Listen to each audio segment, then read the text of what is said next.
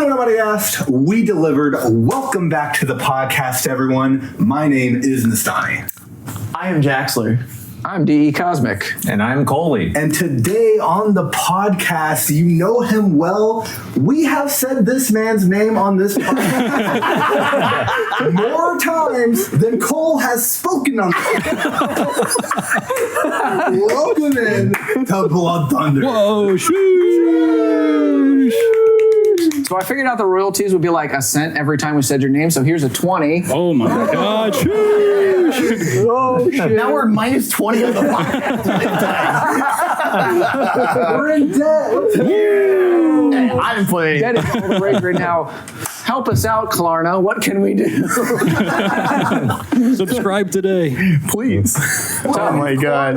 Welcome to the podcast, Yeah. BT. What up, man? Yeah, I'm glad to be here. Awesome. Yeah. Hell Every yeah. time I tune in, it's like BT this, BT that. I'm like, I guess I just have to get on this. Yeah, it was morally obligated. And we're here live at GDQ, all four of us. Yes, for for the first time ever. Yeah, SGDQ 2026. Yeah, Hell we are yes. here, and he is also here. And so, And not SGDQ 27. yeah, because that hasn't happened yet. Yeah. Oh man, where do we even begin? Yeah, I don't even know where. I guess. Starting question, BT, you've been doing this speedrun shit for like a long goddamn time. Where did you get hooked into it? I started speedrunning with Portal in 2011. Yeah. Wow. Damn. Cole's numbers 2011. Low key. Yeah. My my colors God. and shapes.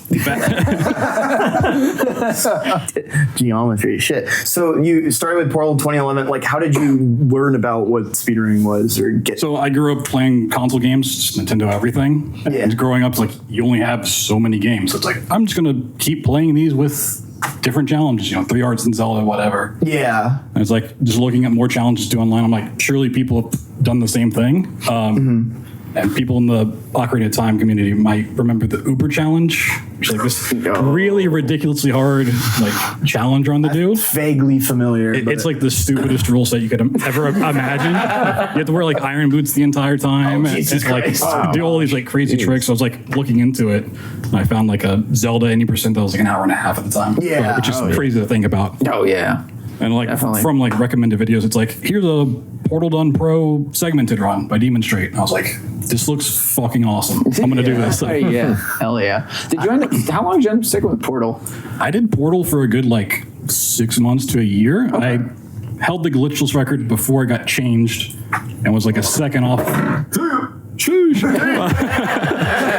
A second off the out of bounds 80% for a couple weeks, and I was like, all right, gonna move on now. That's pretty good. Yeah. Yeah. What did you end up moving on to? What did you branch out into? So at the time, I was looking for more puzzle games because I just like the mechanics. There's a indie game by the same creative director, Kim Swift, who did Quantum Conundrum. He left Valve and went over and did that.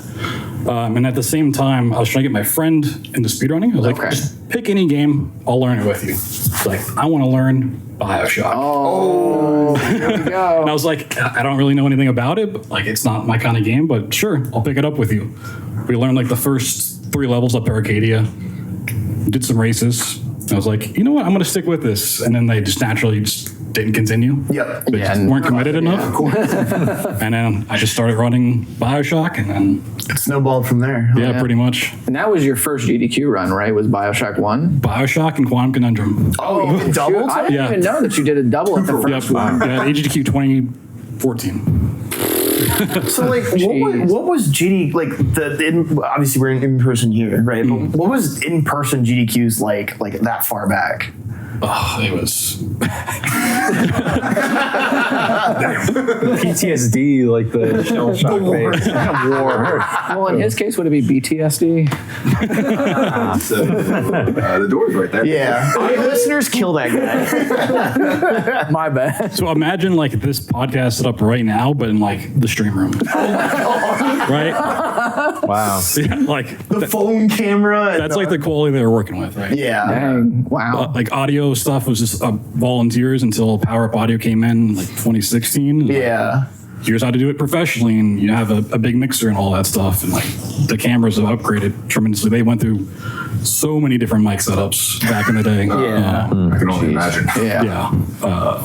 And if you go back and look at like the 2014 overlays, they are the ugliest things to look at. They are so bad. Yeah. I never understood that people be like, I miss the old GDQ. And then the old GDQ is just like, it's just looking at pain. It's like, There's just like text over the webcam. It's like bright yellow text too. And you're just like, what? How did anybody watch this? Jeez. yeah, like a webcam pointed at a monitor and they would just type shit into a text doc. I remember that shit from back then. But like, What was the submission process like around that time? So that was all. It's pretty much like the same thing. Of like, you know, it was on the SDA forums at the time. Speed demos are Okay, yeah. and you just put in like, hey, these are like the 5 games I'm submitting. yeah, This like, is- like you have like a thread, like a master Yeah, thread. there's like You would a big post to the thread. forum. Okay, Yeah, wow. I believe all those threads are still up. You can like go and look at all the submissions and stuff. Oh wow. Speed Demos Archives is a crazy place to look at. So I'm running System Shock 2 this time, game from '99. Going back and like looking at the threads, it's like, I'm recording this to VHS because I can't afford a DVD recorder at the time. I'm just like, oh my god. Yeah. That's sick though. That's Yeah. grinding. Wow.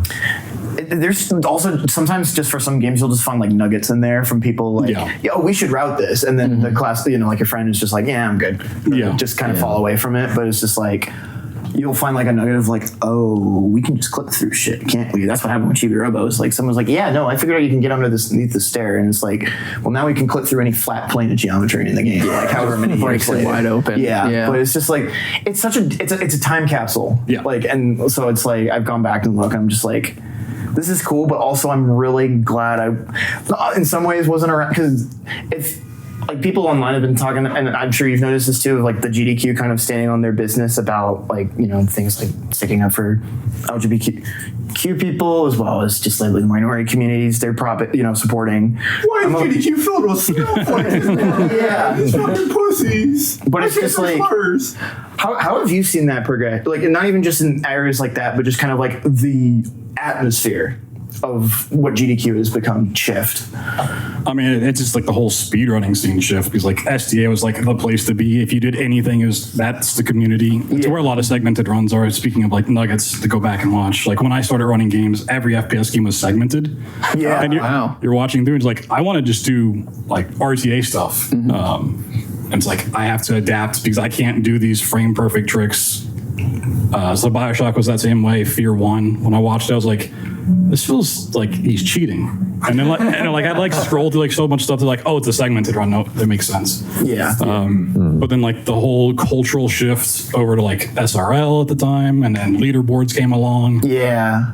And then like just the boom of popularity of people getting into it, because back then, you know, it was people like me, it was white gamers playing FPS games. And then it's like everyone just came in. It's like, okay, this is actually for a lot more people, which is really cool to see. Yeah. We have like first timers like 8-Bit Monster, who did his Constance run this morning, which was awesome. Dude, he just got into the event like speedrunning like a year ago, and that's awesome to see. Yeah. And when we had dinner with him the other night, and he was just like talking about like kind of like the nerves a little bit, and I was just like, and this is what I said of like first time runners all the time, is like, you're gonna feel terrified for like the first 35 to like 70 seconds, and then you make a mistake and you're like, oh, nobody noticed him. Yeah. Good. Yeah. It's like, all right. Yeah. So you started like speedrunning like with first person games. There was never a time where you went to like a third person game or anything like that? I mean, I've done third person games, most notably the newer Tomb Raider games. Merciful Suspect. It's just generally not what I'm looking for mechanically in a game, so I tend to stick to like FPS and horror games. Yeah. Okay. But I've done like platformers. You know, Ori and the Blind Forest is my favorite speedrun of all time. Which is So good. when people watch my runs, they're like, oh, he's FPS, horror game, puzzle stuff, and they see Ori and the Blind Forest that's on my list. They're like, what's going on? Yeah. I remember seeing a couple of your tier lists that you did for all the runs that you've done, and like every time I see Ori and the Blind Forest just topping the list, and I'm like, every time it just gets me. Well, and it's like I've said this before on the podcast, like you need to play games, not even just outside of the game you super care about, but outside of your wheelhouse, because it just causes you to be better at the stuff you already know how to do. Like for me, I've been trying to pick up more FPS stuff because I've been historically not great at clicking on heads. Like so, Another Bound Neo, the greatest game. You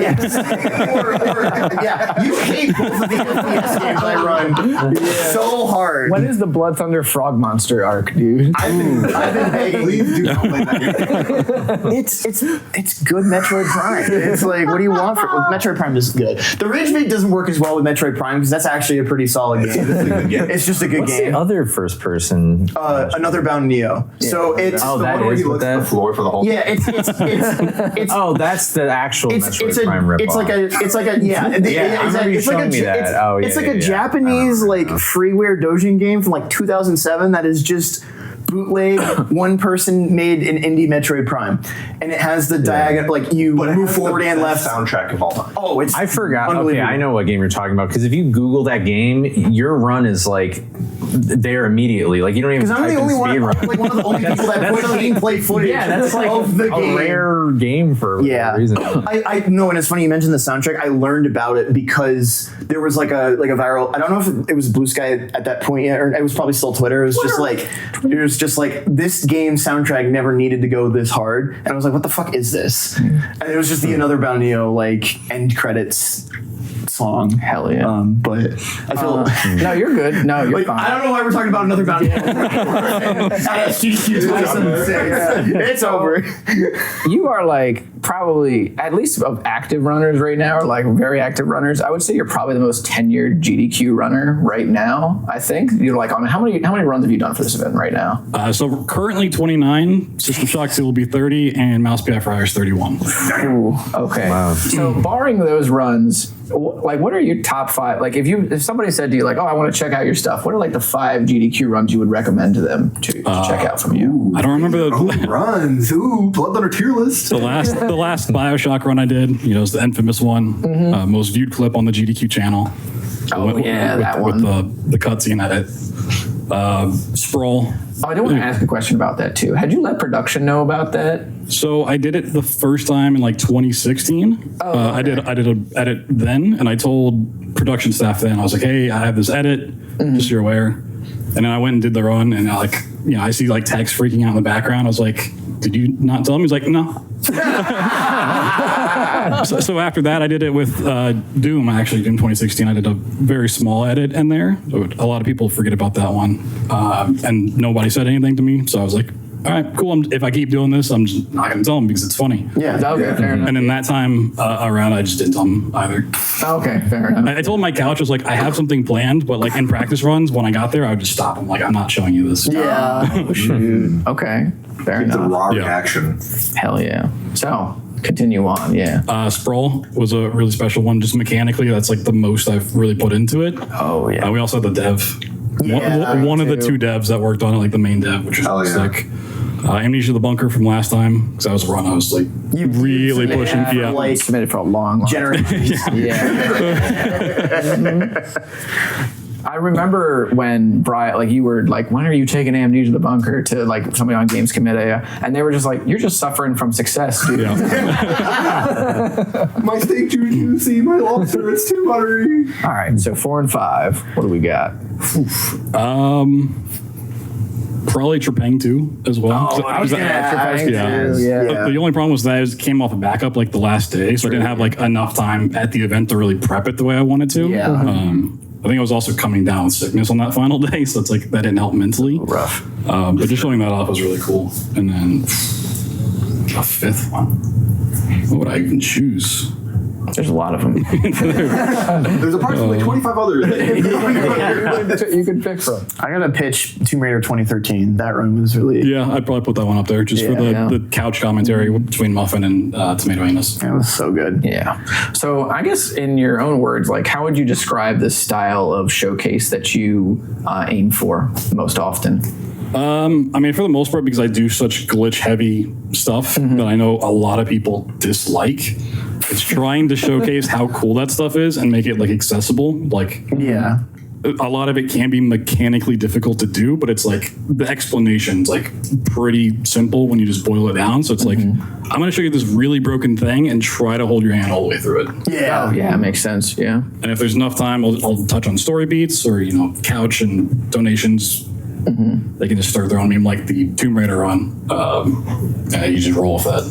It's like, I know some people love just really practicing their commentary, and especially for your first couple runs, that makes a lot of sense. But once you have like bullet points, I want to touch on this trick, that trick, this is the route, these are the things you need to know. Yeah. Then you can just kind of fill in like how you're feeling about the run. If things go wrong, if you have planned commentary and something goes wrong, like what do you do? What do you do? Yeah, exactly. Like you're gonna just panic and you're like, oh, I forgot about explaining this thing or explaining that thing, and it's like it's not a good place to be in. No. Yeah. Yeah, I always bring up the example of like, adaptive commentary. When I talk about, your runs with other people, I always bring up the Indiana Jones run where you had like, I guess something happened where you fell like out of the boat or something like that and you had to do it over again. And people were all donating with their birthdays and everything, and you just turn to the camera and go, you might think this is a bad thing, but it's people's birthday, so we got to get more donations. Yeah. Just immediately like off the cuff. And Casey Frew is sitting like to my right and just goes, immaculate.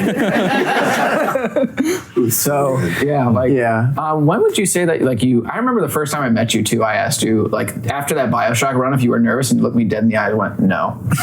Yeah. So how long did it take you to get to that point?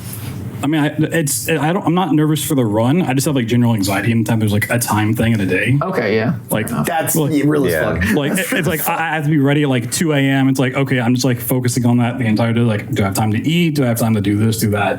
So it's just like getting prepped for it is where the anxiety comes in. Like the run itself, I've practiced it so many times. I know my commentary. If I have couch, it's like I know the couch is going to step in and do their thing. So it's like once I get on stage and I start going, it's like, all right, this isn't a problem. But when that started, we'd have to dig back through the files. Yeah, that's Files is crazy. the fucking deep lore. Yeah.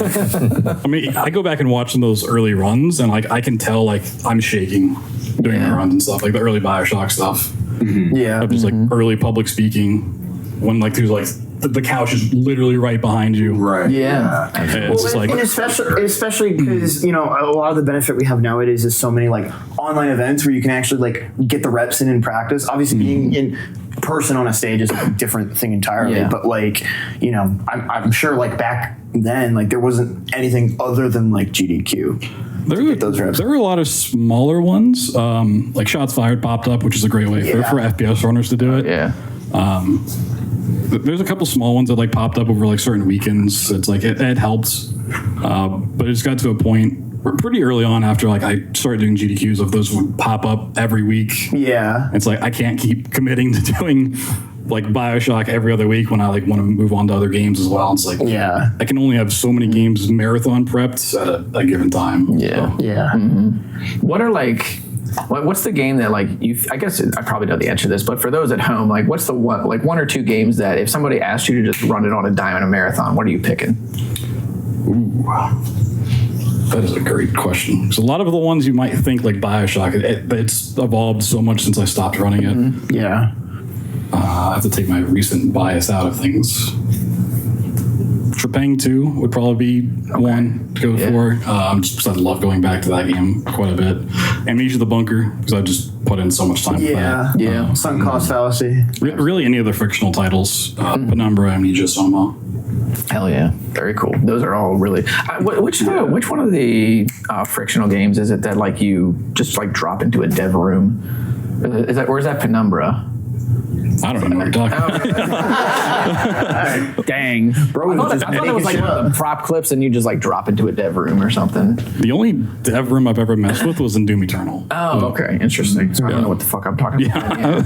All right. So how do you like balance like when you're like, because you hop between so many games, and so when you say like I've reached like my final point and you're like okay with your time and then you move on, or do you have like a want to like still improve these times but you just want to move on to like different showcases, or like how do you really balance that whole like thing? It's a mix of both, because I do enjoy just the running, but like my heart's always been in the routing and glitch hunting, which early on that was like a big thing for me.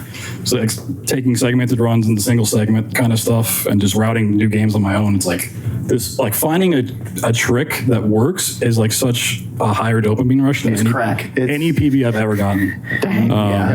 Like finding a skip and you're like, holy shit, I have to tell like the community I found this thing. Like, versus the PB, it's like, I guess I'll share this in the Discord or whatever. For sure. So it's like, I get to a point like, I could squeeze another 30 seconds out of this, but that's another 3 weeks of grinding. Like, I'm all right. I have so many new games coming out to look forward to and just stuff off my backlog. Like System Shock 2, I only picked up last year, and I've been wanting to run it since 2014. So, oh wow, Wow. Yeah.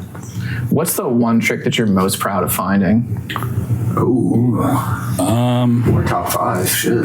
Yeah, if you want to go top 5, yeah, go for it. But Or just lift some off that are moments. yeah, there's a lot of stuff in the newer Wolfenstein games, like Wesley Skip and the Old Blood, which is a 19-minute skip. It skips like an entire long cutscene where you get tortured, and then there's a big I love fight. skipping getting tortured. And all it is like you run into a door enough that you can push a button on the other side. Oh wow, And it's like that simple, and it's like that was a pretty big one. I mean, there's just I'm sure there's a lot. So take your time. Yeah. If you want to circle back, then we can do that. I mean, I have a whole playlist on my YouTube of like stuff that I found, like clips. Hell yeah. Usually, if it's like a small thing, I'll just make it an unlisted video for the community. But like bigger tricks, like I do an explanation of like this is how you can do it. Yeah. I just put it on YouTube and like put it on a playlist. Yeah, because you recently did that too with like Mouse PI for Hire, like breaking down the whole run, right? That's like something I've been wanting to do for a long time, and like I know other runners did it. Like I get a PB, I'm gonna like sit down and just do commentary over it. It's like I want to do that, but I'm also too lazy. I'm just gonna export the stuff. But it's like I've been slacking on YouTube. Let me just do this and turn it around. Yeah. Wait, what day does this podcast go up? Friday. Yeah. Okay, so. A little spoiler alert, Doom the Dark Ages DLC is dropping on the 7th. Okay. And I did a little early playtesting for them. Wow, nice. And there's a full level skip that I found for it.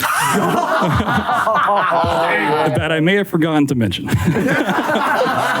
So I'm hoping that's still in the run. I'm going to message the community when it actually comes out and be like, hey, here's the skip, see if it still works. I can't test it because I'm GDQ. Yeah, pretty much. Yeah. I'm curious. It's taken out. You're just like, oh. Yeah. I'm curious though as to what like your process is, because when it comes to like routing and glitch hunting, I'm only really good at like the iterative stuff, like building upon like the big find, like the little cuts or like the route line changes and stuff like that. What goes into like, for you at least, like finding that bigger stuff? I think it's just like experience from doing it for 15 years. It's like it sounds so simple, but you have to check every mechanic. And when I say every mechanic, like even moving forward is a mechanic on its own. Yeah. Moving forward and moving right is 2 different mechanics, which leads to strafe walking and old stuff, right? Yeah. And you have to do that for everything. So saving, loading, changing inventory, different keybinds, jumping over walls, crouching. F10. Like every time you do like 2 mechanics or even more, like that's a spot where you can break the game.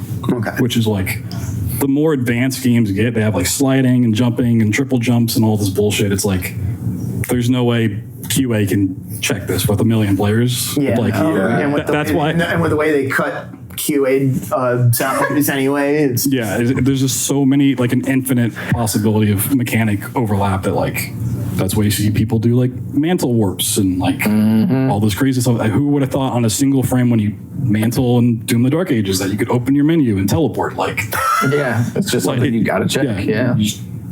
Unless you're like specifically looking for that one frame, like it's not going to be caught. So yeah. No. Right. Yeah, that Doom the Dark Ages run at what was it? That was SGDQ 25. Yeah, it was last year. No, that was sick because I remember that's another one of those games like with how much games like just get longer naturally. Like that run starting out at like 2 hours, and you're like, yeah, we're just gonna in an hour go to the end of the game. Just such a treat to watch. Yeah. Yeah, I know on the podcast you guys have talked about like the second submission, and that was one that was like the third submission. Third submission. Yeah. And like watching you guys talk about it, it's like like Jaxler at the, 9/11. I'm trying to be respectful, but also just like I was gonna ask how you felt about that, low key. yeah, like Find a way to open up that window real quick. like the way it worked is like, committee came to us and were like, hey, this game's coming out. It's probably going to be a pretty high profile game. We'd like to showcase something from it. Like we don't know. We have like, I think they said we have 90 minutes on the schedule kind of blocked out. We'll see how the run turns out. Maybe just do a boss rush or something like that. So we were like constantly talking to staff like, hey, the game came out. It's like 2-hour run. It's like, that doesn't really fit. Can we do boss rush or something? And then Mantleworks got found and all this other stuff. And it's like, now the run's 50 minutes. It's like, okay, well, we can fill it. And that's how Retro ended up with the like the Nightmare boss rush stuff. Yeah. Which is also cool. Yeah. Yeah. And then the Mario Kart, which That was Peas, right? That was it was peace. Yeah, that was your real 9/11. Where it's just like Mario Kart. because it's like it's I'm sure it's like really cool to be reached out to, just like the idea of like, oh, I have this or not even reputation, but just people trust that what I do will be Reputation. yeah, exactly. Yeah. People trust that what they do is going to be good for the stage, Right. But then it's also that weird other thing of just like I didn't go through the submission process. Yeah, It's like, it wasn't also just like they reached out to me. It was reached out to just like the members of the community. okay. Just like because I run any percent. I love my broken categories, but a lot of people in the Doom community run Ultra Nightmare or 100% or like no major glitches, all that stuff. So it's like they just kind of opened up to like, these are kind of people that we think are already going to SGDQ, so we don't have to like get them to fly out last minute. Yeah. And it's just Pull like a kind of wig or something, doing that.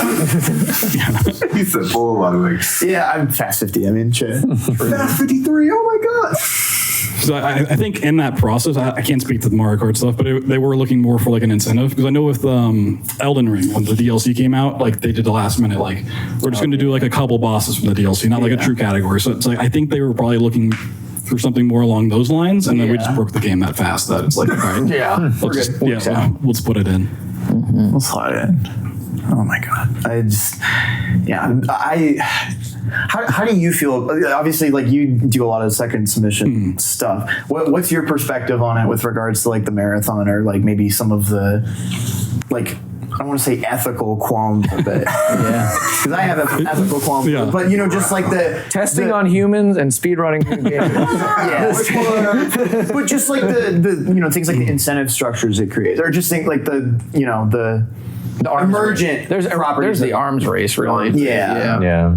I think there is that to a degree, but like looking at the runs I got in this time, they took what, 4 runs: Mouse PI, Saros, Pragmata. And, it's definitely like they used to be way more like. It also just depends on the games too, because like if like fucking Mario's coming out and Doom's coming out and fucking like you have a bunch of top tiers, they're like, yeah, we're gonna take all that for submission. Yeah. Then you have things like where they took my Seafrog, like our Seafrog race, and I'm just like, it was worthy of a showcase at some point, but I was just like, did they just take it because it's an indie game that just came out for second submission period? They probably just had time for it. Honestly. That is probably just cool enough, and they have time. So yeah, it might also just be one of those things where they're looking for a certain type of game, like, oh, we want a silly platformer, and it's like second submission, there is one. If not, maybe they've reached out to a backup runner or something. I mean, there are questions about it, especially backup, like, oh, we'll wait and see what we want to take from this. If not, we'll pull you off backup. Like, it doesn't feel. Do they ever take? They have, but it's like.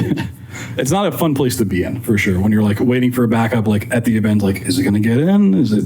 Yeah, because you're kind of just in this perpetual state of anxiety of like, so I have to be ready at all times, and if I'm not, it's just like, bruh. He's talking about me. Well, not you, but all the backup runners, like anyone that's on backup, they're just like, you just have to be ready, and then it's just like you can't even like enjoy the event really, like most of the time, because you're just like waiting. Maybe be called. It's a lot worse when you have like that 30-40 minute sweet spot with the new checkpoint things that they have now, because they could just slot you into one of those, and you for me it's like hour 36 estimate, so I don't have to be like, probably I'm not in as shitting my pants mode, but it's like but surely when this comes out, his run has already happened, surely. So literally day one, we three of us do runner orientation. That's the thing they have us do now. It's really annoying. Yeah. Where Having BloodThunder do runner. that's funny. That's fucked up. That's weird. But it's just like, so Amy Rose Krillin, who we've had on the podcast, did it, and he was like, we were talking to him after it, and he's like, hey man, like just be ready, just because like people have been trimming down their estimates, like things have been getting down, and things might run ahead of schedule, so just be ready to play Vex. And I'm like, okay, I guess, and because I was just under the assumption, I'm just off the bench if someone curse-blows, right? But then he also Plane crashes. yeah, exactly. As you're gonna anyway. Thank you for continuing to beat me up about that. Yeah, but he's just like, yeah, no, it's long, because I'm like, well, it's a longer run, so like, if he's saying that, then I'm just like, okay, right? Like, maybe. But then he also proceeded to tell us that Target closed at 3 p.m. It didn't. It closed at 8. Yep. So, and then he also got his ass so sunburnt that he looked like a turnip freshly pulled out of the earth. And now I'm just like, thank you for making me anxious for no fucking reason, because I know you do not speak in truths. Like, it's just like... We love you, Amerlin. He's not coming on the podcast. He was already on. He's already on, so I can rinse his ass. Fuck. It's like... Damn. So what do you think about second submission period? I just gone to like the backup thing, like for Amnesia the Bunker, because it was on backup every time, but they always took just like the any percent glitchless. Yeah. But I always want to showcase shell shock difficulty, which is the hardest mode, which I ended up showing. But it's like, that's one I have to really practice for, and I practice a lot for the last event. So it's like, if that's on backup, and that's like going to be an incentive that might or might not get it met, it's like, it feels so bad if I just go up there and do the base glitchless, because like shell shock's probably not going to get in at that point. With what that run is. So it's like, being on backup just kind of sucks. It's like, if it's not in the marathon proper, it's like, I don't really want to focus on running pure glitchless. Yeah, definitely not. Well, and like I've sometimes had a frustration, like this event, for example, where I'm like, there's like low key, the backup list is better than a lot of sections of the schedule IMO, and just in terms of quality of run and hype. Like, although to be fair, one run in particular that came to mind actually did get pulled off the backup, which is Earthbound Beginnings. Oh, very cool. Yeah, which that'll be really, really cool. Anytime you do in like an NES RPG in like 45 minutes, they're up to no fucking good whatsoever.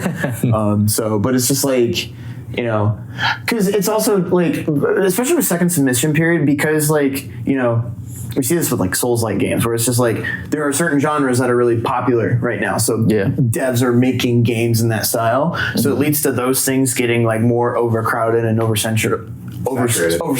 Yeah. And I feel this for indie games sometimes, where it's like, sometimes I'm like, well, if they don't get in on that second submission period when they come out, it becomes so much harder for them to get in on the schedule. True, yeah. And obviously I'm biased because of Frog Monster, because I submitted it for second submission, didn't get in. And now it's 2 years later, and it's like, just still not taking it. And I'm like, that's rough.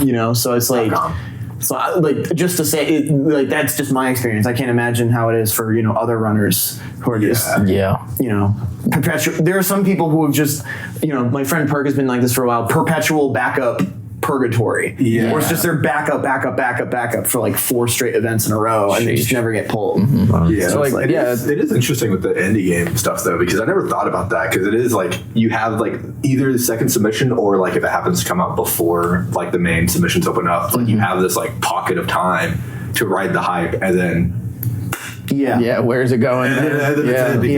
It's funny because indie games don't have that like backing, so it's like it's only like this pocket where they're like popular enough to really just like get taken up. But then if it's just like, but then afterwards it's like, well, everyone's already played this game. I think nowadays that extends even to like AAA titles, right? Like, true, yeah. People just move on from like one thing to the next. Like Resident Evil Requiem was big at the beginning of the year, and then Pragmata came out, and that took over. And then it's like, what are people waiting for now? It's GTA. It's like, that's where the hype is. GTA. I guess speaking of practice too, like we're talking about practice. Practice. You've been talking a lot about like prepping your runs. So when you find out that you've got a run into GDQ, how does your work ethic shift at that point, or does it shift?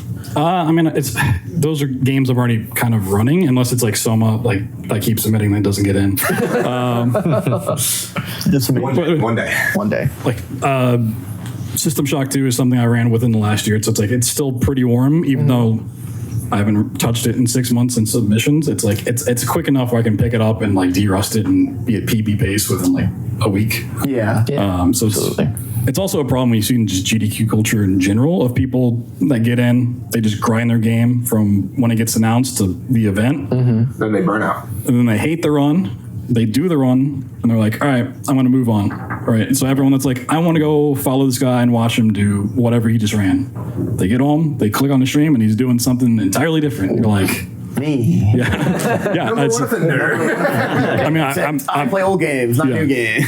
I mean, I'm guilty of the same thing. Like System Shock 2, it's like, I don't know how much more I'll really mess with it post the event. Or like Mouse PI, it's like, I'm pretty happy with my times in that. I'd like to see a different category get an AGDQ, but like, I could just submit it and then wait 4 months to start working on it again. Yeah. Right, yeah. Makes sense. It's something I've been trying to work on is just like, for me, saving my prep as late as possible to avoid that burnout and at least try to play the game a bit after the event. But It's also like a little over prepping too, because I think that also can like psych you out a little bit by like playing the game too much. And then, Yeah. And then it's just like, because I feel like mistakes in a way are like cool, and so like if the run goes too clean, like it's almost less impressive because they don't understand the stakes or like how easy it is to mess something up. This trick and like this is the hardest shit ever, and then you nail it, and then it's sick. This fucking guy. All right.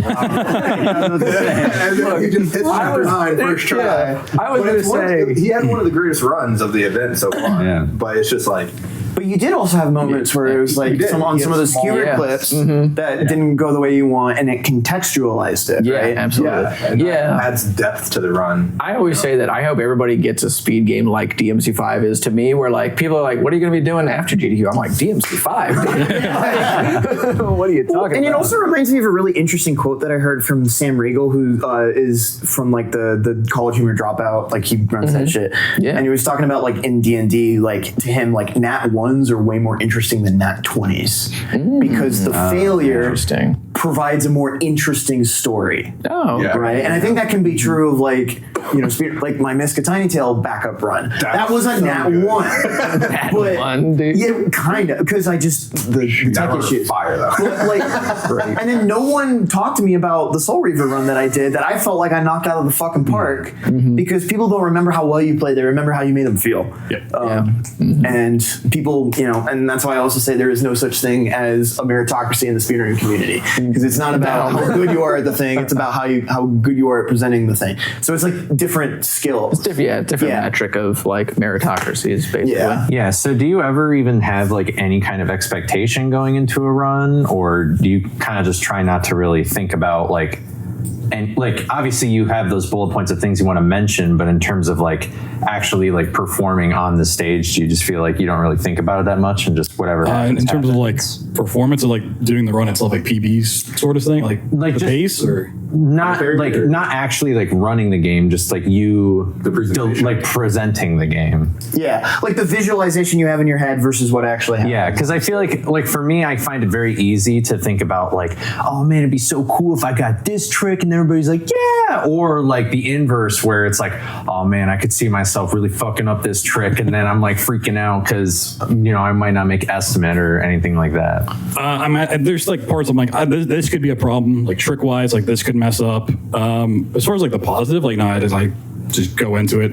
I would any run, like anything can happen. Like the problem like people at home that haven't done a GDQ run before may not experience or like think about is when you get here, you're on their PCs, right? Yeah. Like they're running Windows. Right? Yes, you are. Or even just their monitor, like low key is a huge thing. Yeah. So Cosmic brought up the Indiana Jones thing. I got out of the boat. I went in the water, which at home is never a problem. On their monitors, it was way too dark. I couldn't see underwater and just died. Oh, wow. So I had to just adapt to that. And I was telling other runners, like Gulch was doing Bioshock, which I know is like really dark. I was like, hey, when you get up on stage, turn up the monitor brightness. Yeah, because you have those big lights, and so it'll those two bounce off of the thing. Yeah. It's like it'll make the monitor dimmer. Yeah, there's just like so many random things that can happen. Like speaking Gulch, he was having problems with the Bioshock Infinite crashing just randomly, right? Yeah. No one in the community has ever really seen it. Gets here, every PC he tries it on, it just crashes. All the time. Like consistently in certain spots. I mean, luckily he's got it figured out now, but like, Yeah. you never expect that coming here. Like, Yeah. Yeah, like literally, like in Transformers right now, like in the Autobot campaign, there's a skippable cutscene normally in Chapter 7. I just can't skip it. And like, it's 3 minutes of just like literally nothing. And so it's just like on all of them, I just couldn't get it to work. I couldn't get it to work on my laptop. And I'm like, I don't know what the hell's going on. But like, I don't know which one, because my run will happen. So whatever one gets in, but Will made a file for me that just skips the cutscene for me. Oh, wow. Literally just today. And so I'm just like, sick. yeah. And I was like, well, now I hope Autobot gets in so I can use it. You made me, bro. Yeah. Like, but even that, just like having that like quick turnaround to even like figure that out is like a luxury, just because Will's a genius. Because he also did like all the auto splitter stuff for the game and everything. So like all those things that you can't plan for, you know? Yeah. And also like you might not even realize until you get up on the stage, because I remember I played Lunistis for my first run, and I'm used to playing that at like max frame rate, like super smooth. I'm locked at 60. It makes the game different. Yeah. And like the railings behave differently, and then I ended up just dying because the game wasn't as smooth as I was expecting it to be in like this year. Like, Which is rough because you were on pace. I was on record pace. Yeah. And I'm still mad about it because I know if I was at high frame rate, I would have gotten it. Yeah. But again, it doesn't matter because the showcase was good. Yeah, it was regardless. really good. So.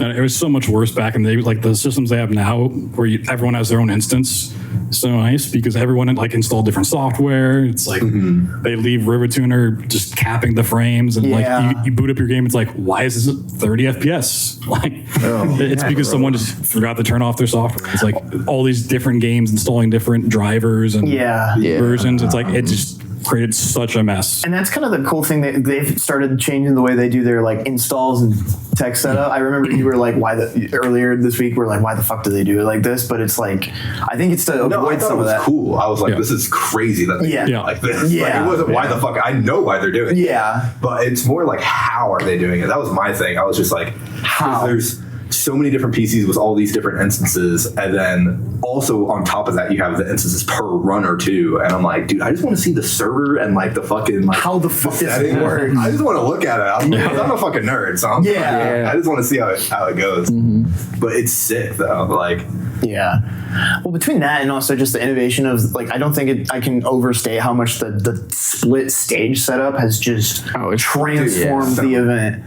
It's just night and day difference. It was like, I think my first in-person GDQ run, that was like, I think they had started, when did they start doing that? Was it? GDQ, I thought it was GDQX or something, like GDQX. It was one of the GDQX 23. Because I remember, because low-key, I think I was the first maybe literally the first person to get to test drive it. Because I was the opener for GDQX 23, where they were experimenting with that. So I was just like, this is really cool. I'm begging that they swap to this from inline, and then the next mainline they did. I mean, it just, like, the percentage of something going wrong just decreases, and if it does happen, then you have a nice buffer window to do that. So, like, because something will go wrong, and so just having that extra time to be like, okay. Well, and then you can warm up. You can actually, warm up and not feel, like, guilty. You feel like you're not pulling a whiz rope, you know? Like... I don't even know who Wizro is. This Melee player. He ices people the fuck out between like each game. It's bad. It's really bad. Like literally like minutes. We'll just be sitting there and you're like, okay, so are we gonna play the next game? He's just like, he's doing the fucking eye flipping thing. He looks like Yeah, the Pascal Siakam during the final. he looks like he's getting possessed by a demon every time he plays. It's fucking It's crazy. so funny. But yeah, it does like create both of that. So like you can fix problems, but then you can just chill on the stage and get used to the crowd, The atmosphere. making noise and stuff. Yeah. Especially like as your first time, like he's gonna get that experience where like he gets to feel the crowd, like, and he can play while hearing the crowd like moving and shit like that. He's also going to be on comms for me too, so he gets that also. Yeah, I'm actually really glad that I get to be on your couch because that'll give me just like a taste of what it's like to be up there first before I do my run. So Yeah. It'll be cool too. Chilling on couches is always fun. Do you have like a favorite run you've couched for, by the way? Cover muffins or in the Blind Forest run. Okay, yeah. Just need that comment, dude.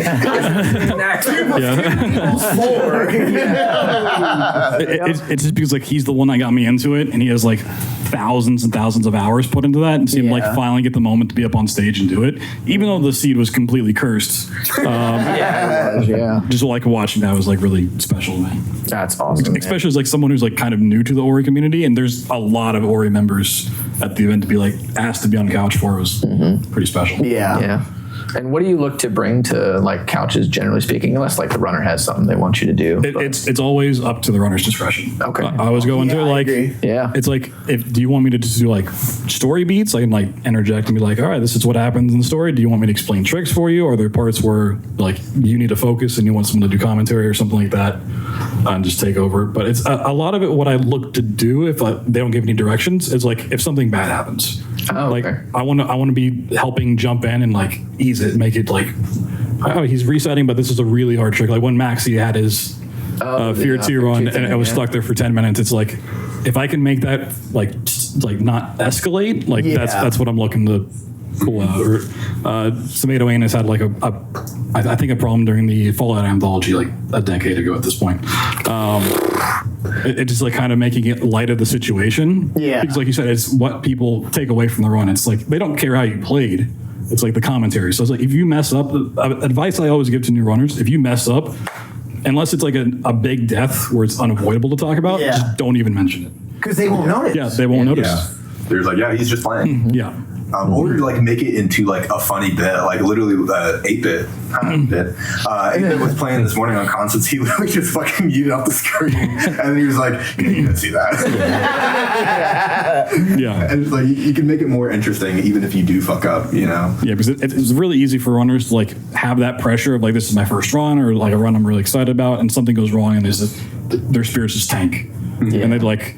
Absolutely. Like they just want to go negative. And if you look at like old GDQ runs before, people really kind of have like examples of good commentary. It's like that's what would happen. Like people would spiral, and it's like those become the cringe runs that everyone points out of.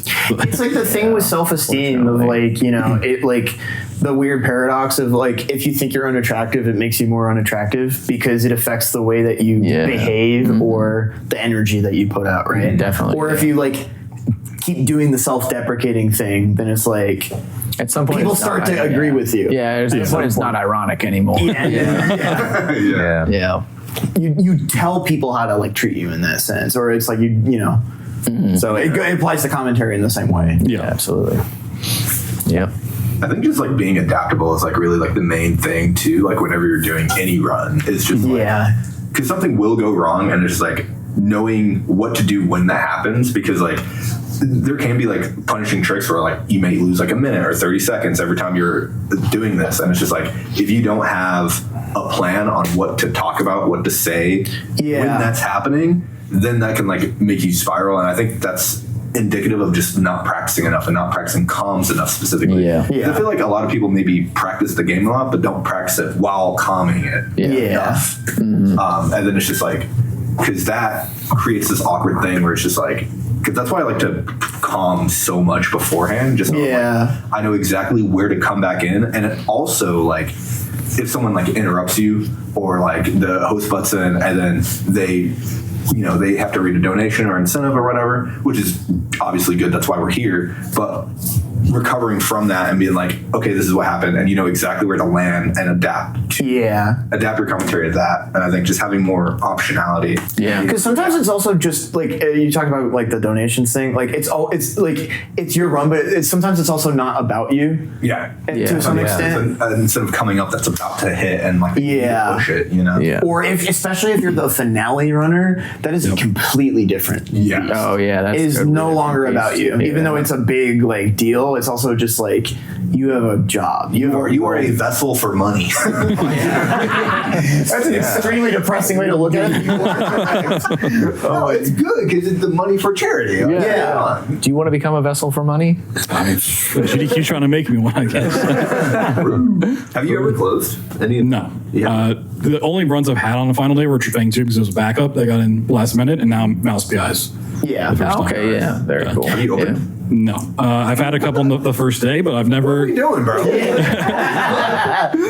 I also really want to open or finish because, like, the finisher is, like you said, it's pushing those incentives, which most of the games I run don't have good incentives. They're also way too short of runs to do it. And the opener, it's like. It's cool, but I don't want to get here day 0 and be like, I have to be the opener at noon. Yeah. Well, prepped and ready to go. And closing runs have different things that they're looking like. The opening run, like Mario Sunshine is a good example where it was a great opener because it has no incentives. Mm-hmm. Yeah. So it's like time where you can start. Like it's like your ebbs and flows. Like sometimes you just need runs that don't have that stuff going on where you can kind of build that sort of momentum. Yeah, absolutely. And the start is usually like a platformer, anyways. Get people on to like, oh, this is speedrunning, but it's not super crazy broken. And a shooter where you're killing everybody in the room. It's like, okay. Yeah, exactly. It's just like you're losing the room. Yeah. Just BT punching Nazis at noon. Sending a message. Yeah. Oh my god. I think that was probably one of my favorite moments from the Indiana Jones run too. Is one of your commentators. You just like duffed a couple of Nazis in Indiana Jones, and he's like, "Damn, you really let them have it." And you're like, "That's what you got to do with Nazis." Man. Yeah. Oh my god. How? Sorry, I'm like struggling. You saw me throw my phone over there. I'm having like the low blood sugar moment. I always have that with GDQs where it's like, oh, I'm actually like I've left my house, and now like it's affected my metabolism. Like super hardcore. So. What runs are you really looking forward to this event? I mean, for me, it's BioShock Infinite because just seeing where that runs like come from. Like I did it last online in 21, I think. 21. And Can you do something? Gulch is like part of that new age runner of the BioShock series, The Prisoner, and I mean KPC is not new at this point, but a lot of those new runners have just brought the time down. So couching that's going to be great. One that was on backup that I hope slips in is the Doom the Dark Ages, like restricted. Okay. Which is really cool. It is a really long run, so I don't think it's going to get in, but it'd be cool to see. I mean, all my friends run, so I'm on Evil Within 2 couch. Yeah, that's really good. That's a sick run. I saw some clips from that. Yeah, it's another broken horror game. Oh yeah. Yep. What are you looking forward to doing that's not even related to the GDQ? Because I think the one thing that shocks people that every person who goes to a GDQ at this point will tell you is don't be in the stream room.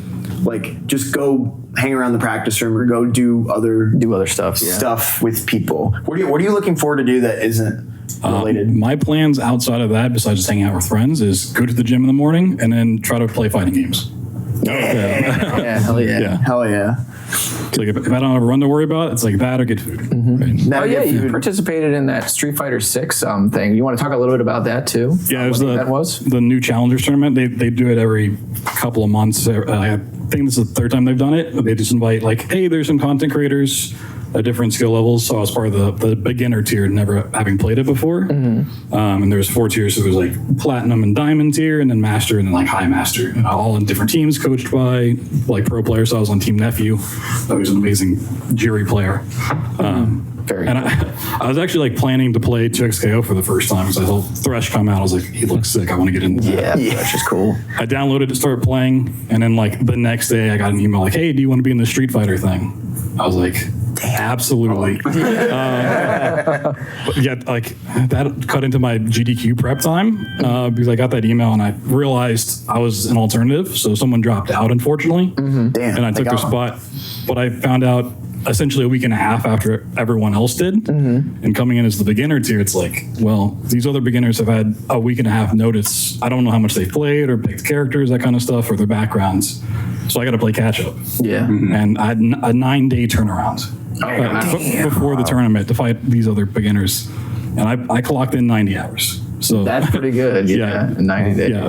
So 10 hours. 90 days. 90 days. Yeah, my bad. Yeah. So I was just like, that was another one, like anxiety, not for like fighting, but like I knew the tournament was on this day at this time. It's like, I have so much I have to do. So it's like, that entire week, I just thought nothing about Street Fighter, or everything about Street Fighter, nothing else. It's like, if I wasn't playing, I was watching videos, I was watching streams, I was like, Just absorbing it. yeah, like I put in 90 hours in playtime, but I probably put in another 50, 60 hours outside of that. Font review. Yeah. So it's like, oh, my bad. I thought you were done. Yeah, it's like going into it, it's like, I felt a little bad, right? Like, fair enough.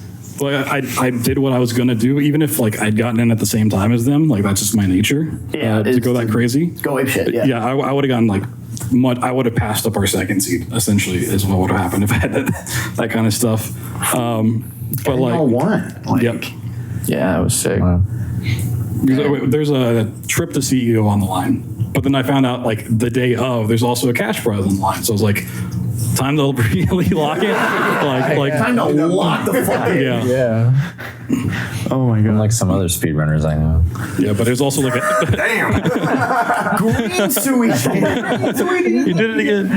But it was like a team event, so it's like I had to just hope my other teammates like did well in it. It's like, I can only get so many points, even though I like went undefeated. It's like watching just becomes so much more stressful. It's like I'd rather just sit and play because I know I can speed up my Control gear. your own destiny. Yeah, so it's like watching my teammates. It's like, oh, they're 1-1. It's coming down to the final second. Like, Yeah. Please, my money's on the line. yeah, That was why I hated low-key Little League growing up, because there was only so much that I could do, because you're just one like outfielder or shortstop or whatever. But like then when I like found swimming, it was like, oh, I can just do all that I do, and it's its own all-encompassing thing, right? So it's just like I can't imagine how stressful that is. Just like, okay, well that's it. So now now I wait and figure out what happens from here. Yeah.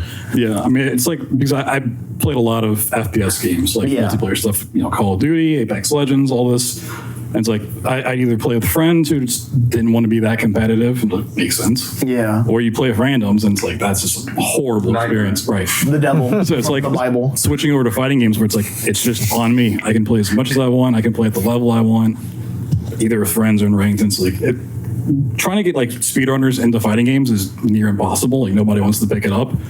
But even then, like taking a round in a fighting game at like your rank can feel so much better than any PB you've ever got. Yeah. Yeah. Like, and it's so much shorter, right? Oh, It's yeah. like That's true, too, yeah. It's like imagine if your run was 60 seconds, right? Yeah. And you're playing the entire time. Just like there's no downtime. Just you have 60 seconds to like get a time, Decisions the whole time. and you're doing that for 8 hours, right, or whatever it is you're playing. Yeah. What was it like working? You said nephew did like coaching for you as well, too. Yeah. There's like sessions of like, all right, I'm gonna get in a call with nephew as a brand new player to Street Fighter, and he's gonna tell me what to do. I mean, for my tier is basically like, don't do these moves that you're doing because they're just bad moves. Yeah. Or you should be doing this more. It was basically all the coaching I got, which for me that's what I needed. It's like I have enough experience coming from playing Tekken 8 to like I'm not new to fighters, but I'm not also good at fighters. Yeah. So I come in, I'm like, all right, I know about frame data and like ground setups and all this stuff. So like,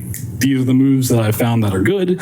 What should I change about that? And he's like, use the auto heavy on modern hockey, jump in more, stop doing this dive that you're doing. and it's on my way. It's like, I'm going to watch you play ranked for an hour and then just kind of tweak your stuff along the way. Yeah. That's pretty cool, man. Yeah. Did you end up interacting, because it's not just you were on a team, did you end up like working with them at all, or was it kind of just like we're on a team but we're just kind of doing our own thing? So there's like other things like it, like the Say Jam Slams, where it's like a little bit longer of an experience. Like you have multiple days of battling the other teams with coaching in between, because this was all like one day. Yeah. Like everyone was kind of doing their own thing, coaching sessions with nephew on their own.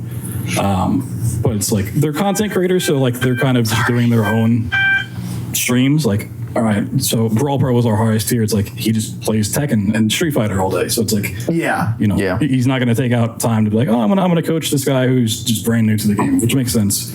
Our third tier works at IGN. He's like the person over top of like guides and walkthroughs. Oh shit. So like he was working at IGN for most time, and like he'd get off and play Street Fighter, and stuff like that. So it's like before the tournament, there wasn't a whole lot of crosstalk besides like Discord chats. Yeah. And then like the final day, we were all on like a group call, like hanging out. That's pretty cool though, man. You definitely would do it again, I assume, huh? Yeah, it's. I would hope they would invite me back. I know some of the other teams weren't quite happy with my inclusion. Why is that? After the fact? Just you were too good? Yeah, essentially because I was a sweat, right?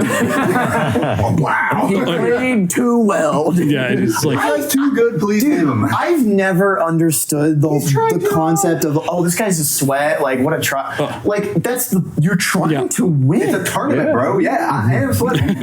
Yeah, it's like, or even just in like I don't know, like you're playing an online game at some point where the goal is to win or defeat the other team. It's like if you're like calling someone a sweat, you're just accusing them of trying to win. Like what the fuck are you talking about? Like, I mean, it's not like the FGC without like that kind of stuff. Like, so people are going to find reasons to complain, but like, I went back and looked at the stats because I put in 90 hours. I played 1,400 matches in those 9 days. All the beginners had like less than 400 in ranks. Oh. Yeah. So it's like, right, like, like I had to like take a break afterwards from fighting games, like for a full week. My right hand was just sore. Do you still play on Mixbox or is it Hitbox like fully now? I have a full levelless. Awesome. Yeah. Is there a reason you decided to like start with that instead of like playing on controller or?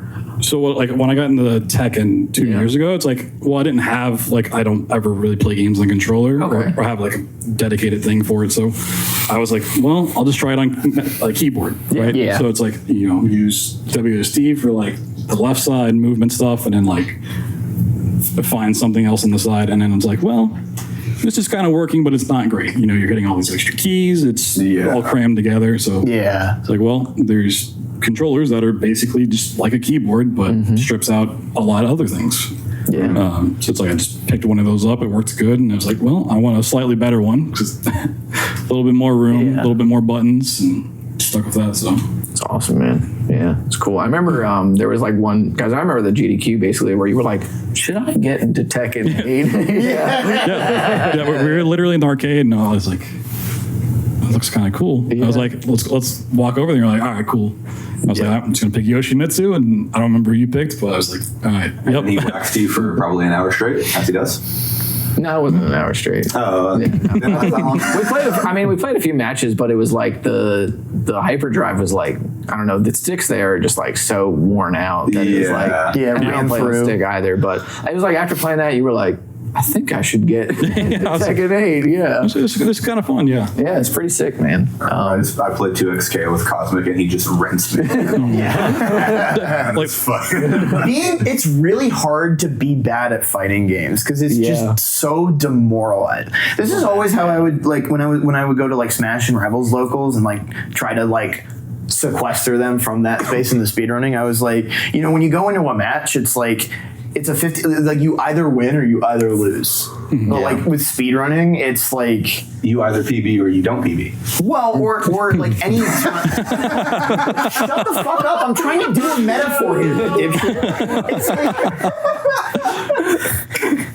fuck you. So it's like, but like by comparison, it's like it's not that binary, right? Because it's like you are in a more concrete example, it's like, oh, I got a gold split this run, or it's like, oh, I'm seeing myself improve in these sections, right? It never feels like wasted time, and then you also never have to wait till the next local to like apply the shit you've been working on. That's true. And that was always the frustrating thing for me as someone whose health is never consistent. It's like if my health doesn't line up with the day that people are going to show up to really play, because friendlies are not nearly the same thing as like actual tournament sets where there's stakes on the line. Speedrun's a speedrun, no matter when you're doing it. And it's a lot easier to evaluate, like, oh, I got a gold split, as opposed to like, oh, I anti-aired a few more times than I usually do. You know? Because to get that info, you have to go back and VOD review. Yeah, exactly. And it's just like, especially if you're VOD reviewing a loss, it's like, ooh, you know, it's just like, crap, dude, I lost this. I feel like shit. And now I have to stare at my own pile of shit. And it's just like, fuck, man. Like, just rub dirt on the wound. Is there, so you said you were looking to get into 2XKO, but, so is that like the next big fighting game thing for you, or like what else is there? I mean, at this point, it's like Tekken 8 has my heart. And fighting games, so it's like I just keep pushing that. But like Street Fighter 6 now. Oh yeah, you're gonna stick with it. Okay, very cool. I mean, at this point, I have like 300 hours in Tekken. I have 100 hours in Street Fighter, so it's like, you know, they're pretty close. It's like once I picked up Tekken, it's like I want to expand other stuff, but with fighting games, it's like you have to make sure you have your stuff down before you move on. Otherwise, you go back and forth, and it's like a speed run. It's like you just completely forget when you go back.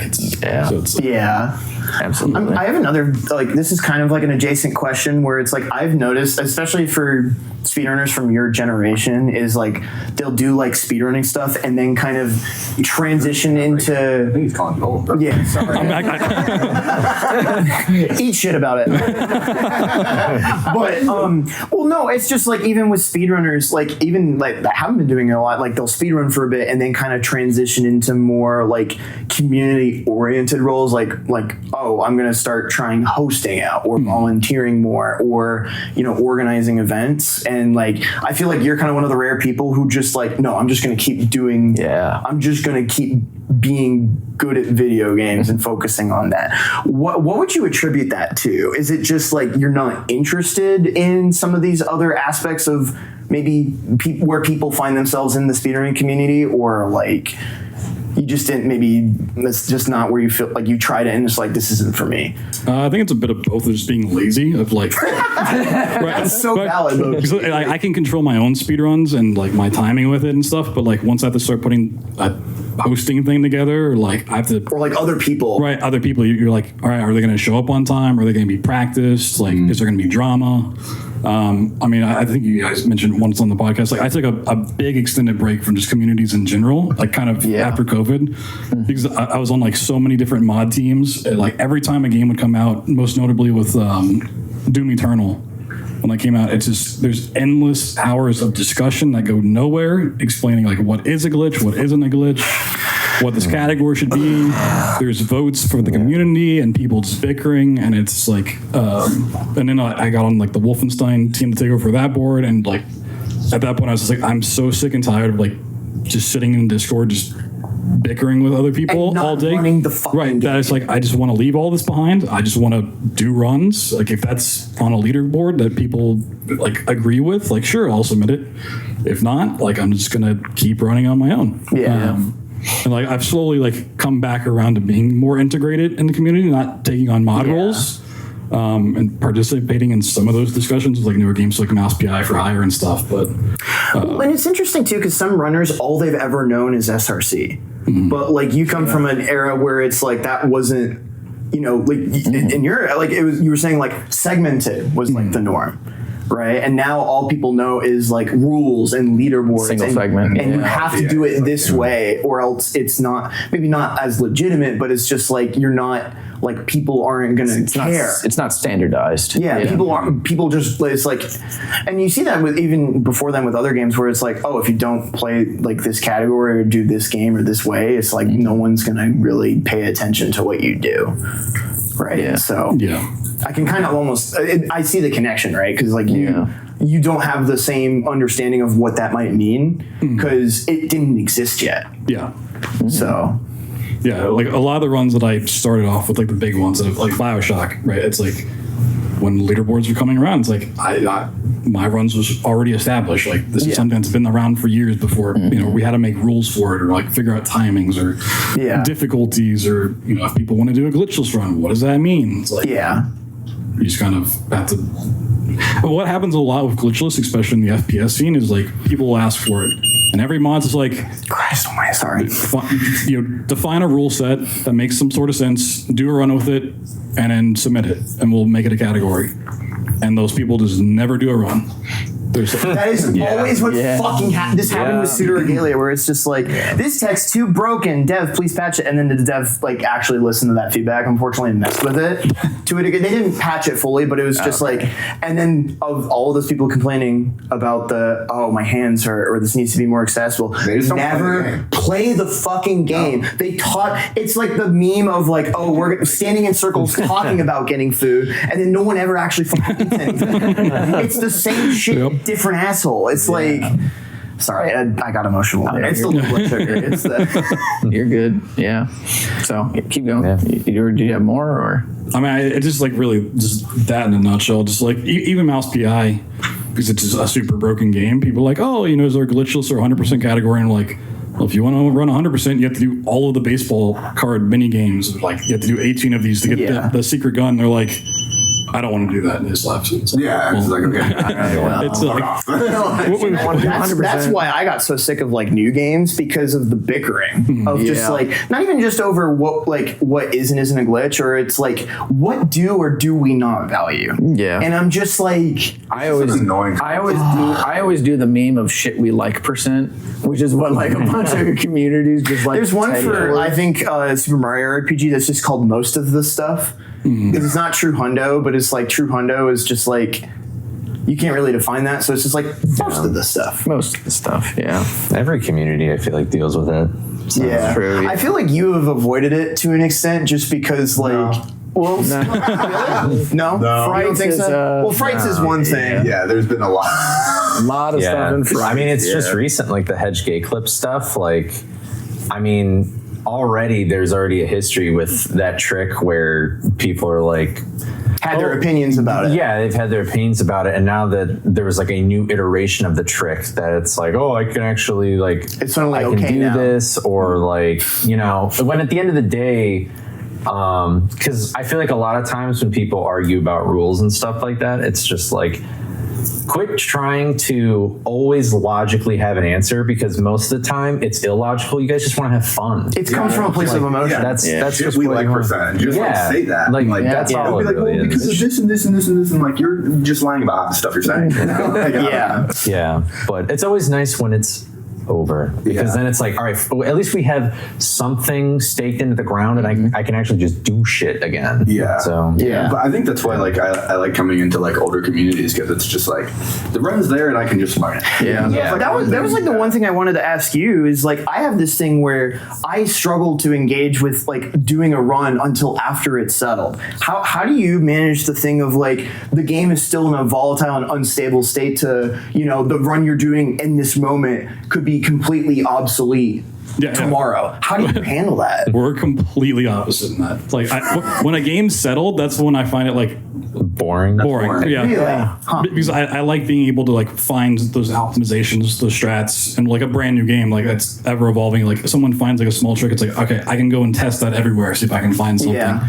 With like an old game, it's like you're just picking up the exact same thing everyone else has already done, and it's solved. Like if I want to grind a run out, like cool, it's fine, but like having that brand new, just like things changing daily is like such an adrenaline rush. Yeah. Like you wake up and you're like, there's 200 messages in the Discord about brand new tag. It's like, all right, I have something like to work on today. Yeah. As opposed to like, all right, I guess I'm going to do 8 hours of runs of the same thing I've done for a week. Yeah.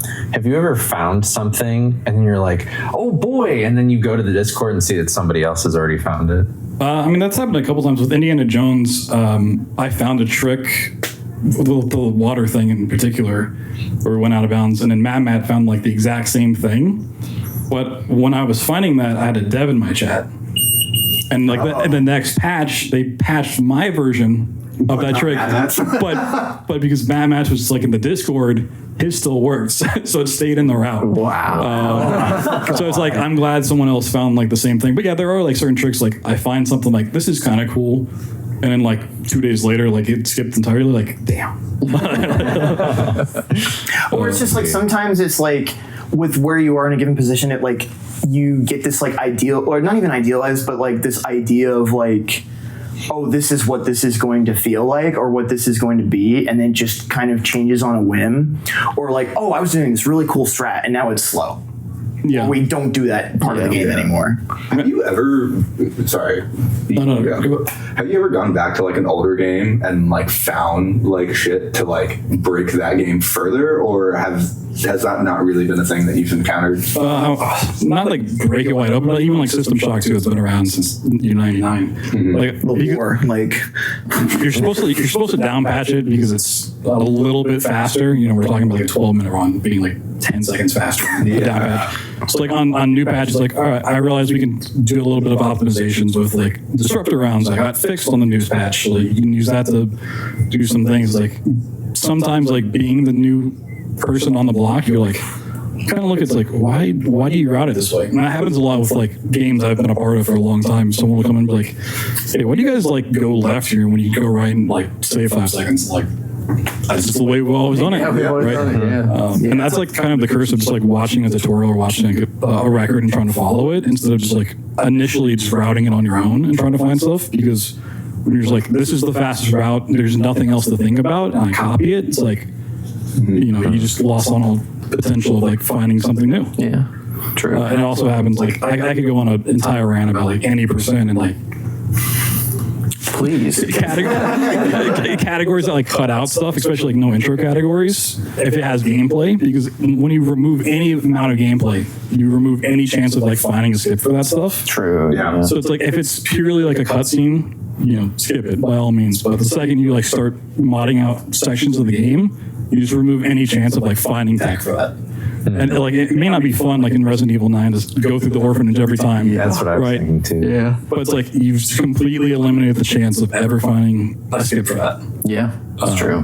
Which I don't think that's necessarily true, because people could still do it, but like, there are The incentive sickos. isn't yeah. The incentive is no longer there, Right, yeah. and some people really do need that carrot on a stick. But like at the same time, like my biggest thing I think about is like the airstrip in Mario Sunshine, where it was just like, yeah, there's movement, and it's like it gets to a point where it's just like it's about what's fun. True. Yeah. But know? what I always say, like, you know, if you say to me like, oh, I really love X speedrun for the game, but it's the category that cuts out a couple of sections of it, I'll be like, do you really love this? Do you like the game, or do you like the game that you have created by doing that? Yes, exactly. Right. You know, and it's like, it's different where, you know, because they're obviously doing a skip or doing a glitch is sort of molding the game to your whim. Yeah. But like, you're doing it within the confines of the game. Within you the know? parameters. Yeah, exactly. So it's like just cutting out, you know, like the intro for like Resident Evil 9 and cutting out the orphanage is like,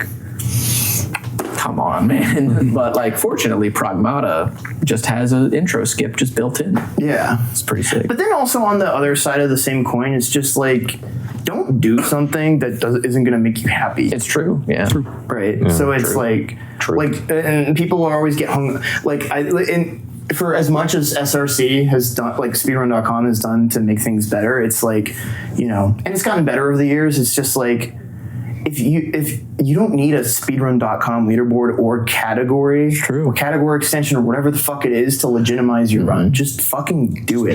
Do the run. Yeah. Have fun. Yeah.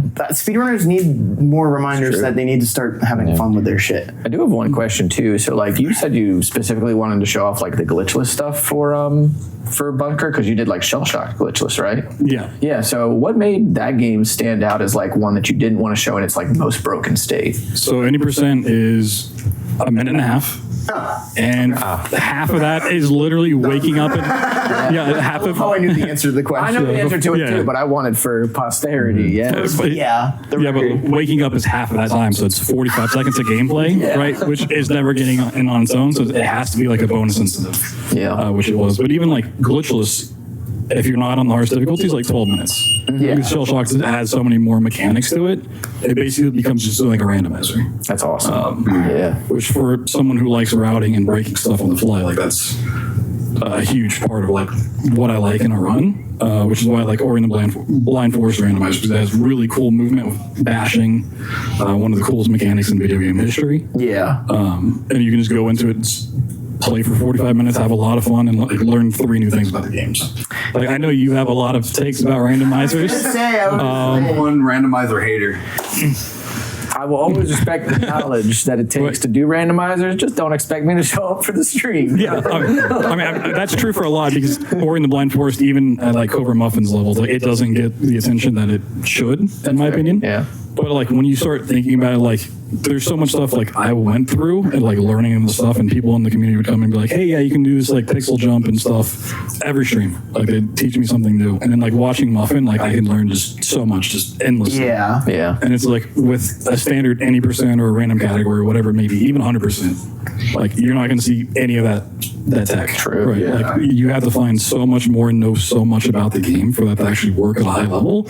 Like yeah, when it gets competitive and you're doing races or bingos, it's like, okay, this is a little hard to compare, but like on its own, just like the knowledge that you have to do to be like consistently good at it is really impressive. Yeah. Maybe I should have stopped watching RE randomizers. I think certain randomizers are really like interesting. Like I think Ori is one of them. I think like there's a new Super Mario Odyssey randomizer. I hate to bring up Mario here to the number 1 Mario hater, but like Odyssey's fine. The Odyssey randomizer is really cool because like there's certain like star requirements for each of the worlds, and they randomize. It can go up and down, and you don't know the requirement of the stars Until you get there. Until you go to the world, and so it's like you balance all of that. You can't move because you unlock all the movement, and it's like the captures are split up too, so you can get like double jump, or you can get picture match Mario. You like see a star that symbolizes, oh, I'm getting a movement thing, and then you get fucked, and you're like, that's not Sherm or whatever. Yeah. And it just makes it so interesting to watch. Sorry, hate to break it to you, but like there's just so many different ways you play the game, and just knowing. Or especially for games like like P letters or pseudo regalia, where it's like archipelagos for Scoobies. Yeah, where it's like things where it's like the movement tools that you get access to, you don't have them at the same times. You have to completely rethink the way that you move through an environment. Yeah. And that's where I think it gets really interesting. Absolutely. Any game that modifies your movement so you have to go through the level in a way that you wouldn't normally do it, that's really what makes the randomizer like really good in my opinion. Yeah. And what is next for you after this SGDQ? What games are you looking to submit next time around? I mean, I can't give it all away, but I mean, Doom the Dark Ages, the DLC. Once I get home, that's the first thing I'm booting up, making sure that skip works. Or we have like Hellraiser later in the year for a new game. I don't know if that'll be out in time for like second submissions or whatnot. I mean, Ontos, the new one from Frictional Games, got delayed till next year, so like that's on my radar. I'm sure it's gonna be busted. So like all of their games are, but yeah, it's like there's still so much on the backlog. Just to constantly submit. Yeah, you got another 30 years of Well, that's something I was going to ask too, because like so many people are like, I've had this directed at me where it's like, what are you going to, at what point are you going to just give it up? And I'm like, well, they're going to have to rip the controller. But I'm just like, more so it's just, like I know the speedrunning is a big part of your life, but a lot of people might know or not know that like fitness and like weightlifting. But so like where, going forward, like what are you excited to push the needle on, and maybe other things you're interested in? I mean, most of the time it is just like living and breathing speedrunning. Yeah. Or just playing games in general. Like, sure. I play so many games that come out. Like last year I played like 110 games casually. Jesus Christ. Outside of just speedrunning. Because like that's how I find so many games that I like. Maybe 2. Yeah, it's like people like, how do you find these speedruns to do? It's like I just play a fuck ton of games. Yeah. And you just play, and it's like, oh wait, this feels really fun to play. Let me just keep running it. Another one's Sprawl Zero. Sprawl Zero. I was not going to play the demo because I typically don't play demos. I just want to wait for the full release, but I crack on that one, and it was like the most fun I've had in a game in a long time. Like the speed runs are going to be like generational for that game. Hell yes. Nice. Fuck yeah. Unless it's a Ninja Gaiden 4. All right, well, Ninja Gaiden 4 was good. It just needs to be cut in half, bro. Cut that game in half, and that speedrun is so good. But even the devs were like, we can't wait for you guys to find the tech in this game. So it's just like, they're just prepping for it to be just a fucking crazy game. That's sick. That is incredible. And they like a thing on Twitter, like, hey, send us your craziest clips from this game. They're like tweeting. I was like, I can't watch this. I gotta wait. I gotta wait. Gotta pace myself. Don't tell me what to do. Yeah. But people are like, I'm making an auto splitter for the game already. I'm like, dude, the demo's been out for 2 days. Like, we can calm down. Yeah. I never. Any final last questions that we want to get out? Do you have any questions for us? Yeah, has this lived up to your expectations after being name dropped for so long? Yeah. I mean, my questions for Cole is like being a first-time GDQ attendee and runner. Like, what has your experience been so far? Like, does it live up to the stories you've heard? Admittedly, no, not yet. But I feel like I'm still like getting acclimated to my environment and being comfortable with everything. Like, I don't know, the first time here I was just exhausted from traveling, even though I didn't really travel that much. But I've been like a touch homesick, and I guess now that the person who's on my couch is finally here in town, I feel a lot better about things. But otherwise, yeah, I don't really know. Well, it's a bit different for you because this is your first time like traveling like on your own. That is also period, true. and to this degree. Yeah, and I want to meet a lot of new people, but I'm the kind of, my major in college was communications, and I joke that I feel like I get worse at communicating because of it, because now I overthink everything that I say. Yeah. And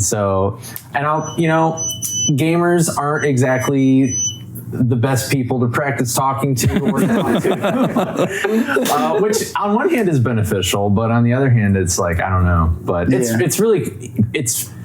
it was fascinating meeting all of you in person. Like every day has kind of just felt like a weird like dream. Yeah. And then also just seeing other people speedrun in front of you is so different as well, because like I'm just used to being like, all right, let me turn my computer and then there's like the stream overlay. Like I don't have friends in real life that also do this hobby. So and so like seeing that in the practice room and things like that, I'm like, this is kind of sick. That's pretty cool. That's pretty dope. Yeah, it's like but otherwise, yeah, I mean the week is as of recording this just started, so it is pretty early. So yeah, it's pretty early. We're recording this on Monday. So. Yeah, recording on Monday. Yeah. So, I mean, I still have yet to see some other runs that I want to be on couch with you and do my own. So, but we'll see what's up. That's sort of just my own thoughts. Actually, because I might make a vlog. I don't know, but just in case, every night I've been like, I just record myself being like, this is how I'm feeling today. You also did just come back from the Mall of America, so I'm sure that was also that was warped your experience. Space colony. Yes, that's how I describe it. That is a very accurate. But yeah, the city's great though. I like Minneapolis. It is. Yeah, great. It's a very nice city. So, does it feel weird to like see behind the screen of like a GDQ of like this is what it's really like? Fancier than I thought it would be, like seeing the stage and stuff like that. Yeah. And being in the crowd for your run as well, I was just like, this is crazy. It's a lot. Yeah. Because for context, if anybody doesn't know, like when we got here, we kind of had like a little backstage tour kind of thing. Like our orientation is to like, oh, here's where you need to go. Here's how installs work. Yeah. And so like it's seeing it from just the very limited perspective I had back there and then on the stage as well, and actually being in the room where like all the people are sitting and stuff like that. It's like, that's crazy. It's very. I'm very excited to see what, like, obviously, your run is one thing, but I'm excited to see what your reaction will be to like the finale day. Yeah. Or as things start to ramp up. Yeah. And what that everyone's in that room. It's an entirely different beast. Yeah. I also wonder, because my background in like high school and stuff, I did a lot of theater. So I wonder if I'll go back to that headspace that I used to have when I performed on stage in front of people. I wonder if I'll go to that or if it'll feel different. Well, even just the fundamentals of them teaching you how to project your voice and use like that, like, speak through your lungs more than like through like your throat and like your head and all that. All of those things will just like, I just talk like that on average. So it's just like certain like fundies will come through, it's like I guess the other thing though is like you were talking about like being adaptable and stuff like that. That is something that I guess you can do in theater, but it's like you memorize a script and you have lines and people know where to put what stuff. So He has like a whole document right now. I do, but yeah, I don't know. It's like because you're gonna, and I'm curious to see how you'll adapt to it. It's a lot more of like an improv comedy, Yeah, improv exactly. theater, Yeah. improv acting So, type of thing. Yeah. So Yeah. exciting though. So cool. Just what is this, day 2? Yeah, day 2. Thoughts? Yeah. So, I appreciate the question. And like next week, you have a full wrap up. Like, so it's a podcast to watch for sure. Yeah. Yeah. I wonder how much my Dad, come back. that's true. I wonder if next week I will be like, so I'm a fucking idiot in this part, and like I was not expecting this, and I was like, Like, I hate GDQ. Never coming back. but yeah. no, it's always like fascinating to talk to people who like attend for the first time as someone who's been around since 2014. Mm-hmm. It's like my experience, like the first GDQ, I traveled for 18 hours. And I got there. God. I had my flight was canceled because like the crew didn't show up because there was like a winter storm. And I was like, my run's like the first night or like the second night. It's like, I just really want to be there. It's like first time traveling, first time to an event like this. Yeah. I just want to get there. So I hopped on a bus for 18 hours Oh my God. to get up there. Didn't sleep. And then they just, I didn't realize where the bus was going to take me. So I had to take a cab for an hour to get to the hotel. And then I got there, and then 30 minutes later, the fire alarm went off. The infamous one through Yoshi's Island. Oh my God. Wow. Yeah, so I had to go stand out in the cold for half an hour after getting there.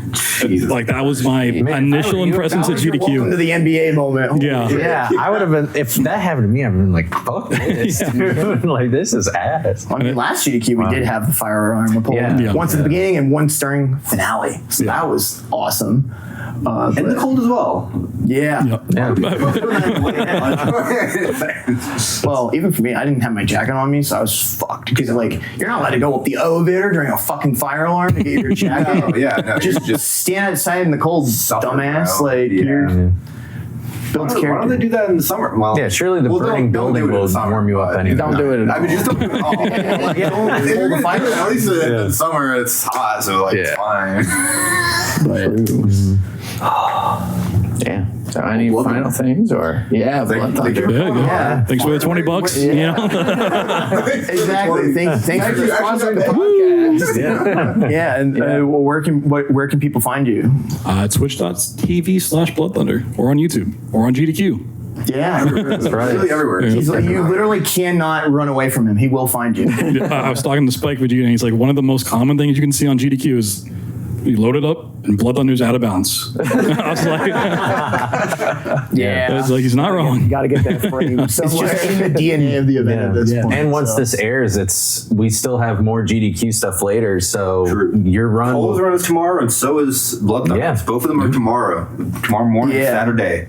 Yep. Mouse PI and Scooby Doo Night of Shit Rights. Yeah, just check the schedule and make sure that it's in your time zone so that you know. You can make it your GDQ. Yeah. Parasocial. Oh my Anyway, God. well, yeah. Thank you again for coming on, dude. Yeah. Appreciate it. It's always a pleasure to talk to you. And also, thank you to anyone who's come up and Yes. talked to us. 'Cause we've had people talk to all 5 of us at this point about just like the podcast or just like the runs or GDQ or anything like that. So y'all are that's sick really as cool. fuck. Yeah, this has been pretty fucking sick. Finally getting to be with all 4 of you in the same room for the pod. It's That's awesome. Yeah. pretty awesome. And it was only, of course, Because of blood. because of BloodThunder. It's all his fault. Thank BloodThunder. Mine's kill that guy. All right. Well, have a great GDQ, rest of GDQ, and if you're not at GDQ, have a great day. Or else. Bye-bye. Goodbye forever.